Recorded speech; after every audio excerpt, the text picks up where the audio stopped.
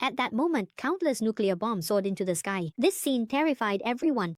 At the critical moment, the professor broke free from the control and regained his composure.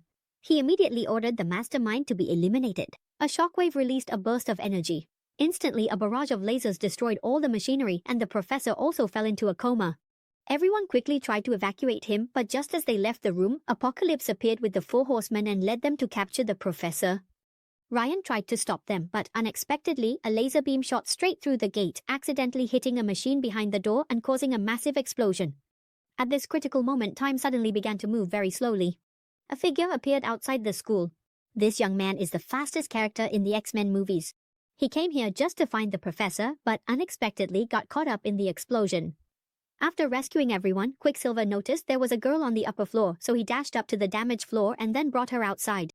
After that, Quicksilver went into the bathroom to give a guy a really cool hairstyle. Wherever he went, he gathered people along the way. Not only that, when he entered the bedroom, he immediately tossed the boy out the window using a blanket.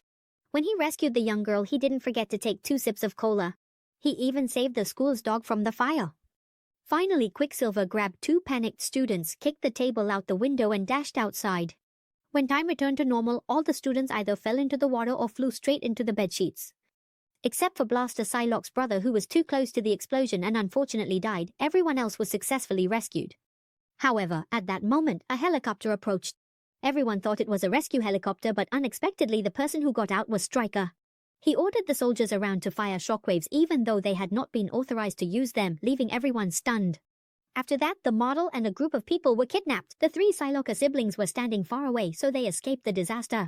They immediately teleported onto the plane using their superpowers, intending to rescue everyone directly, but unexpectedly, there was a special magnetic field inside the plane. It not only prevented Kurt Wagner from teleporting, but also neutralized Jean's psychic abilities. The plane flew straight to a secret base. Mystique and the others were also imprisoned in a special cell.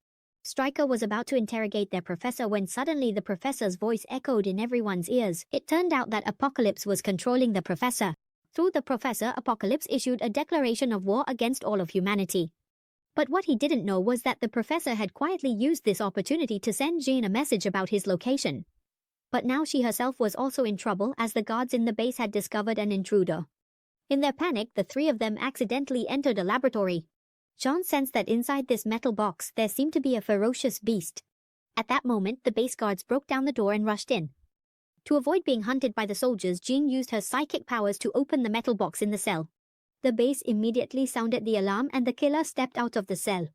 He was none other than Wolverine. At this point, Wolverine had been completely modified and his memory erased.